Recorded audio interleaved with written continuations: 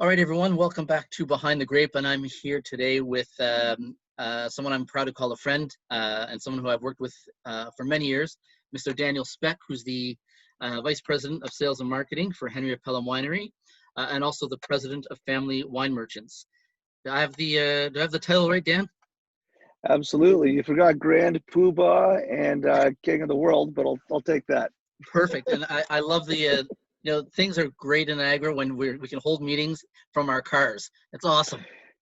Yeah, it's from the awesome. parking lot of Burtnick Karate, where my son is kicking ass and taking names, I hope. Taking names. I love it. Well, I've known you for a long time, and you are the first person I've spoken to like playing around with this format. And so I wanted to, just touch base with you through COVID, let people understand who you are, where you are, and where you think things stand today. So is that fair for you? Absolutely. Please ask Fantastic. away. So when did you first get involved in the day-to-day operations of Henry of Pelham? We all got into it. I work with my two brothers, as you know, Paul and Matt, and it was a very organic start. I mean, we grew up in Toronto. Our dad and mom bought a piece of land off of cousins of ours, from my dad's side of the family. And then from about 1982 forward, in some form or another, my brothers and I were spending weekends and summers, digging in the dirt, planting vines, mostly living on our own, as I would have been 8 when the land was purchased, but say 10 when things really started to get going. And my oldest brother, Paul, would have been 16 or 17, and Matt was somewhere there in the middle. And so it was just, we were always involved. It became a more of a winery in 1988 with our first vintage. And then I was still in high school at that time. So after university, my oldest brother and then my middle brother, and then I each, as we came back to spend a year helping our dad out, ended up spending the rest of our lives. So that year has gotten stretched out a little bit. Well, it's interesting. I mean, it's so literally since you were, people who know me, essentially since you were my height, you were in the vineyard. Yeah, I grew up doing it. Like I say, we were all city kids, but we spent our summers and weekends doing this, and really got a good blending of both. And I'm 46 now, so I guess pretty much my whole life, since 38 years, one way or another, had a toe in the mud out here. So wow. Well, so it begs the question then, you're in there from such a young age. If you weren't doing this and doing this successfully, what do you think you'd be doing? What the standard response we always give, my brother Paul, I think, says, and I totally agree, is making movies. If this industry it has some things in common with that, I think. I mean, it's a really creative business. It's a very collaborative kind of business. It's fairly high profile, and it's a hell of a lot of work and a lot of fun. And I can see why people in the entertainment industry get into the wine business. Actually, I can see how that happens. But I mean, when I was in school, my brothers and I, we all studied philosophy, and really from there, my interest was in architecture or in psychiatry. Actually, those are kind of interests of mine to potentially pursue. But it just, I got called home at a critical time, and I never looked back. Well, I mean, you're not far off, right? You're dealing with a bunch of restaurant buyers, so the psychiatry thing might come in handy sometimes. Absolutely. We're a handful. So just so you're aware, some of the people that watch these things, there's people in India and Los Angeles and Vancouver. Wow. It's really fortunate and humbled that people listen to what I have to say. So this question, where I have an understanding of it, but I'm thinking of the broader appeal, people that may not be familiar with Niagara. But where you're located, Niagara now, we've really done a great job of demarcating our sub-appellations, which, back when I first came to Toronto in 2000, it was basically Niagara on the Lake, and that was it. Right. So when we talk about Niagara and we talk about Henry of Pelham, where are you situated in terms of the the AVAs, for lack of a better term? Yeah, sure. So the Niagara Peninsula is on the south side of Lake Ontario, as you know, and runs east-west. And in the middle of it is a city called St. Catharines, where I live, right? In fact, where I am right now as I speak to you right now. And we're to the east would be Niagara-on-the-Lake, and then on St. Catharines West is typically considered the benchlands. And where we are is in the Short Hills Bench, which is right up against the rock face of the Niagara Escarpment. It's one of three benches along that area that are all quite related to each other in terms of history and viticulture. And so, yeah, we're in the Short Hills Bench. And the Short Hills Bench is unique in that it's got 90% of the south-facing slopes in Niagara. So we can plant our vines taking advantage of that aspect, whether we want more or less sunshine or heat, basically. And it's about 7 kilometers south of Lake Ontario. So we get quite a diurnal shift in the course of the growing season. And it's just a really beautiful place. If for the Americans who would be watching right now, who've had the pleasure of going into sort of Napa, Sonoma, the feel of the place is probably more Sonoma, and it's more back country where I am. And Niagara-on-the-Lake would be a little more sort of flatlands with the escarpment also behind them, but maybe a little more Napa-esque in its character. From a winemaking styles, totally irrelevant in that analogy, but from a feel of the terrain, it's kind of like that, I think. Like I say, having been up on the bench, one of the things that I'm always awed by is the view that you get from the top of the bench. People, if you've never been, on a clear day, you can see straight across to Toronto, and it's pretty stunning out there.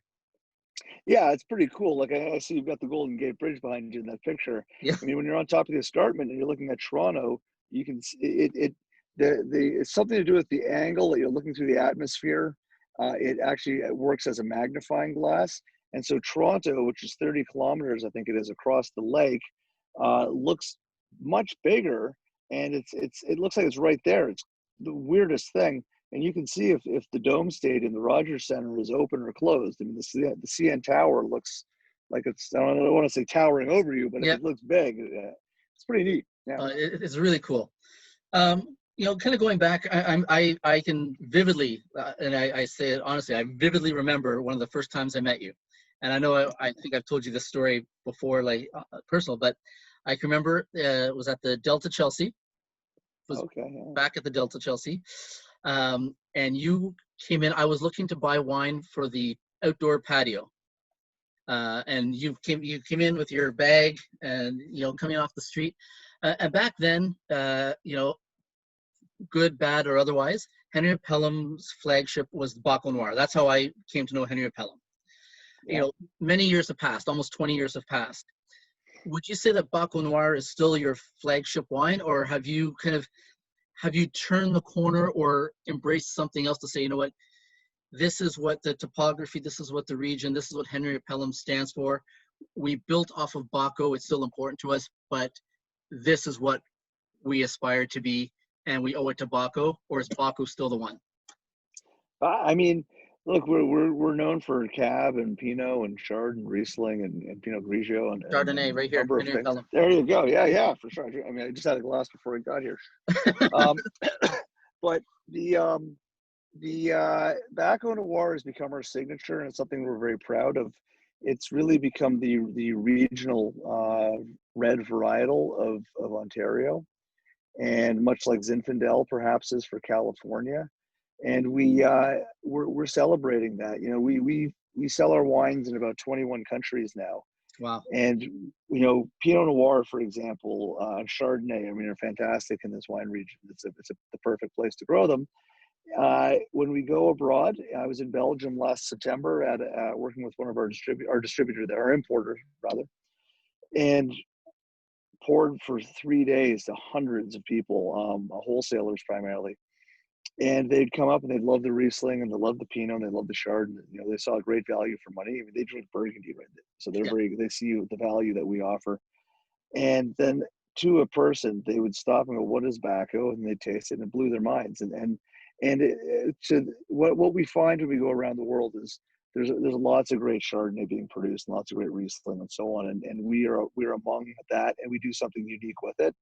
But Baco is is a signature. You know, the Malbec is a signature for Argentina. Argentina, Yeah, and for me, I think their Cab is probably their most interesting wine. You know, people can argue that, and yet the Malbec is, you have to admit, it's pretty interesting. It's pretty different. It's unique, and there's lots of great Cab in this world.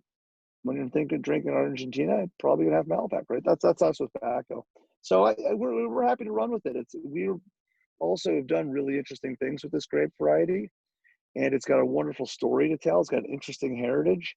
It's really sustainable from a viticultural standpoint, and I yeah. think it's cool to do something new and different. So we love it. We just planted more this year and Fantastic. last year. Yeah. Good. Oh, I remember when I came to Toronto, that was one of the first things I saw was Baco, and what is this? And it's great to hear that it's still there. You know, Well, soda water here. and the state of the world has certainly changed since last March 17th, I think, for me anyways, to be exact. Um, the restaurant hotel world has certainly taken a beating.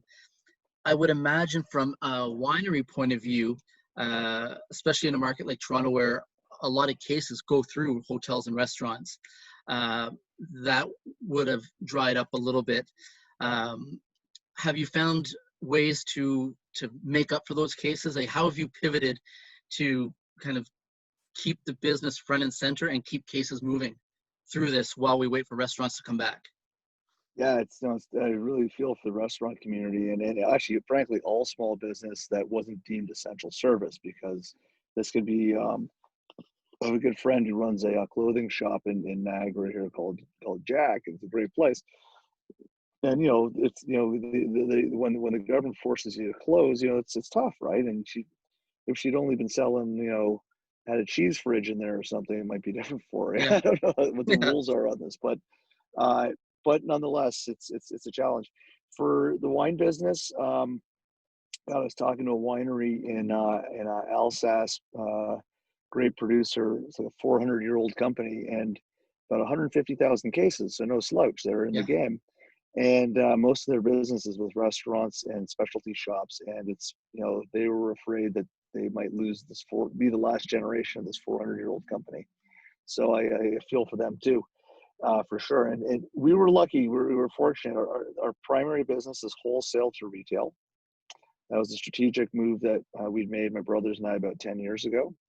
The on-premise, the restaurant business, is still very important for us, but it wasn't as big a piece. And so, while we had to take our lumps with that, and it's been a challenge. We had been investing a lot in the last couple of years into online and developing that. And I mean, it just couldn't have been more lucky on the timing that the online sales really picked up, and they picked up again actually in the last few days, even as Toronto goes into a bit of a lockdown. There's in a bit of a lockdown now too. We're seeing those sales go way up, and they almost offset each other. Huh. And then curbside at the winery as well has been great. But we've really, uh, because the liquor store has stayed open in Ontario, that's been really critical for us, and we've been managing. Well, We've been managing. I mean, you could say you were a bit ahead of your time because, going back 10 years ago, yeah, I can remember that was kind of the height of restaurants and consignment and not Yeah. being in the LCBO. So, you probably would have taken some lumps back then while others Hmm. thrived. A- And I guess, as the world changes, it it kind of reverses for you. Obviously we want everyone to still do well, but you investing in your business and your company the way that you did provide a little bit of a parachute, if you will, for these kind of times. Yeah, would love to take credit for that, like it was some genius move. But I mean, who the heck at any time was going to predict that we would be mandating the closing of every restaurant? I mean, Yeah. restaurant. That's a weird. I can't even imagine that. Was just so out of left field. Who would have thought that a winery could be lucky enough to be an essential service, or that's a who would but there's reasons for all of this, but it's just and the wheel could turn again in a different direction. We Yeah. could be not so fortunate. It's hard to predict these things. Who could have predicted prohibition, right? I mean, Yeah. or the way Yeah. it all rolled out 30 years before it happened or something. So the world is crazy, you know, especially we're living through some really turbulent times, and I think we've got more to go through. And so, our general philosophy, though, has been to have a business that's got a plan A, B, and C as best one can do that. Yep. And it's by the nature of our climate that it forces us to be creative in dealing with, you know, different weather circumstances, but that also leads to production flexibility that's required. And I think we've got a natural, inherently built-in resiliency in a lot of things in Canada because we live in a pretty tough part of the world climatically. It has forced us as a people to have, you know, more layers of protection built into a lot of things. It doesn't apply to everything in this scenario, but to a lot of things Right. it does. So I mean, we've just been right place, right time, given the craziness that's going on. Yeah, it's certainly unprecedented. I mean, it's yeah, I look around, I'm like, I can't believe these are closed, but I do believe we'll get through this, see the light at the end of the We will. tunnel, and you know, we support each other, and we'll get through there. But I you know, read today in the might have been the Post, I can't remember. More restaurants have opened than have closed in Toronto from May till now. I think I might have my dates off a little bit, but it was something to that. Now, these aren't the same type of restaurants. It's a lot of right, takeout and delivery, and it's not, you know, the fine dining, you know, 50, 100, 200 seat, you know, but it's interesting. Like we're we're not in a new normal exactly. We're in a period of massive innovation yes, forced upon us by circumstances. But this is the crazy period before there will be a stability again. yep, And in the meantime, though, yeah, things will be different coming out of this, but they'll get back to something that's also recognizable. But right now, it's kind of like when that asteroid hit the dinosaurs. I mean, dinosaurs vanished, but then the rise of the human being came out of that or something. You know, I mean, I think you're right. You know, it's a bit like that. and we're creative people in this business, and we're Mm-hmm. seeing that, and I do think you'll see some new exciting things coming out of it once, you know, once people feel safe to get out there. So fingers are crossed on that. Yeah. With your background in sales, like I shouldn't say in sales, but as I met you as a salesperson, I think of your sales force, and then again I think of COVID. How, like, do you have any advice, or like when you're having your team meetings, do they lean on you from your past experiences of like how to maybe get into a door that is literally cemented shut right now because we're on lockdown, and what kind of tricks or tools do you provide the team to, you know, let's face it, how they make their money is moving cases, and if you can't get through that locked door, they need to look to someone for guidance because this will be something new for them too. You know, it's an interesting question. When this all happened, and we were all scared to death. We didn't know what the hell was going on. We tried to keep a calm head, and my brothers and I spent a lot of sleepless nights. You know, and had a lot of conversations about what do we do next. This is back in March, let's say, and we had 10 salespeople, and we didn't know how long everyone was going to be in lockdown for, and you start thinking, how long is this thing going to last for, and things like cash flow and all the rest of it. But again, we made the decision to keep the team whole and to keep. We were until I mean, initially there were no things like CERB and all the rest of it, any of Yeah, these government subsidies and such. So we made the decision we're going to take it, you know, sort of month by month kind of thing, and our goal was to keep the entire, not just the sales team, the entire company whole, because this will end at some point, and we want to come out of it in a like stronger and make sure we're in a position to roll when we got to roll. And I know that it was really hard on the sales team because they really, of all the people in the company, couldn't do anything. The wine making team, they had a lot of struggles in terms of adapting to all the new protocols in the office. We had some people working from home. Some people stayed in the office. Actually, we never actually shut our office. wow, And then the sales team, they were stuck in their house, like with their spouse and their kids driving them crazy, and they couldn't go anywhere, and they felt bad because these are energetic people. They're extremely social salespeople. They like to be out there, yep, and that's the nature of the breed. And they it's tough for them. And we just stayed in touch and said, look, we're going to get through this thing. We kept all of our regular meetings. We did our sales conference online, which, you know, all this online stuff at some point becomes like, do we have to reproduce everything in the world online? But we yeah, felt it was important to stay in touch. And when it was time to get back, when we could get back into the stores, which was July 2nd for the LCBO and a little bit earlier for grocery, and we were just like, you know what, we're going. We got to get everybody out of their house, get them comfortable with the world again, and it was as much about that, getting people just staying in touch, letting them know we're all still in this together. And really we are doing something about it, and we kept the team whole, like I say, and they've been out there ever since, and they haven't found a lot of doors closed. I mean, the people at the LCBO actually have been fantastic. They've been Great. really welcoming. They want to see people again, I think, like all of us do, and we're there to help. We're part of the solution, and they appreciate that. And they can see it, because it's hard for them to. There's things we do in those stores to help maintain the positioning of things. They need that, and we need them, obviously. Restaurants, obviously, it's a different situation. A lot of the restaurants, actually, or a number of them, created these bottle shops, as you've Yeah. seen, and we came up with some creative ways to help them and be a part of it. And guys who are drowning, like, we try not to be all over them. They've got other issues than to talk to us. But if we did come up with things that would help them with their business, and where they were open for it, like we were there, and but there was plenty of work to do in those liquor stores. Believe me, there were they're a lot of people. We had all been away for a long time. Yeah, no, for sure. Well, Staying in touch is the key. Well, I know we're coming up on time here, but I wanted to take this opportunity. I have one more question for you, but I also wanted to, and sometimes with these backdrops, it doesn't show up. But for years, I've said that if there's one bottle you should have in your fridge at all times, and especially this time of year at the holidays, that's for everyone out there, if we can all see it, it's the a little closer. Yeah, the Cuvée Catherine. Is the that Henry of Pelham Cuvée Catherine sparkling wine. Yeah, thank you. Is a wine that should be in every person's fridge in this marketplace for sure.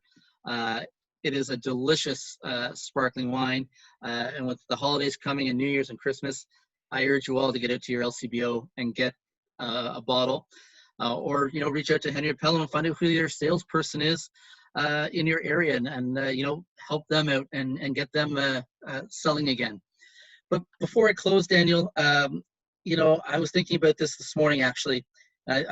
As you know, I know a lot of you down in Niagara, and I consider a lot of you, most of you are friends, all of you friends. Don't leave anyone out. But again, when I look at the history of Niagara in my time in this province, I look to the Speck family. I look to the Panichetti family. I look to the Bosque family, of course. Yeah. Sure. And I think that in today's, you look at the landscape today, there's so many more wineries out there. I think that's a great thing for Niagara to showcase what we can do. Definitely. But I would think that a lot of these wineries would have looked to you and some of the other families I mentioned as trailblazers. But back in 1988, first vintage, 86. Yep, that's right. 88. Yep, that's right. Who were you looking to? Like who besides yourselves, pushing yourselves, who did you look to and say, you know what, I like what they're doing, I want to do that, and I want to do more? Yeah, it's a great question. In 1988, I was probably watching the Flintstones. So Bam, bam. Let's say Barney Rubble. No, we were. I think the credit has to go to Don Zeraldo and Carl Kaiser, and Don, in our case, is somebody we just got to know better than Carl, who passed away, unfortunately, just a couple of years ago now. But Don was someone we had lots of conversations with, and continue to, actually. He's still in regular communication, and he was, of course, with Carl, the founder of Inniskillen, and Inniskillen really was a trailblazer, both in quality and in the notion of VQA, and our appellation system, being the founder of that, like a leading light on that.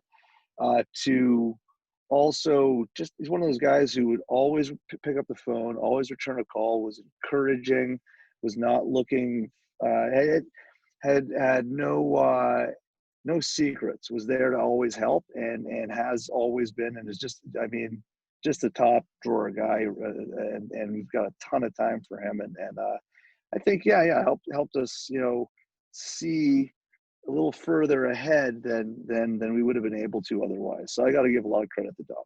Yeah, I'm fortunate enough to have met both gentlemen Yeah. over the years, and I couldn't echo those sentiments better. Definitely a trailblazer. Well, Daniel, I really appreciate your time tonight. I know you're there waiting to get your son from karate. But if I don't see you before the holidays, Merry Christmas, Happy New Year, Happy Holidays, and give my best to Paul and Matthew as well. Every time I think of Matthew, I still remember my last conversation with him, and literally looking up at him, going, "I will never say anything bad or mean to you because you will kill me." the gentle giant. Yeah, he's a sweetheart. Don't worry. No, great great family and great wines, and I really appreciate you taking the time for us tonight. Thanks a lot. Yeah, and best to you and your family. I know you've got young ones too, and we are, the light is at the end of the tunnel here, and the restaurant community is one of the most creative group of people you're ever going to meet, and entrepreneurial and scrappy, and things suck right now, and a lot of disappointment out there. But that's, if there's one group to bet on, it's those guys. The restaurant community is tough, Yeah. and we're gonna get back, and we'll get out of this hole.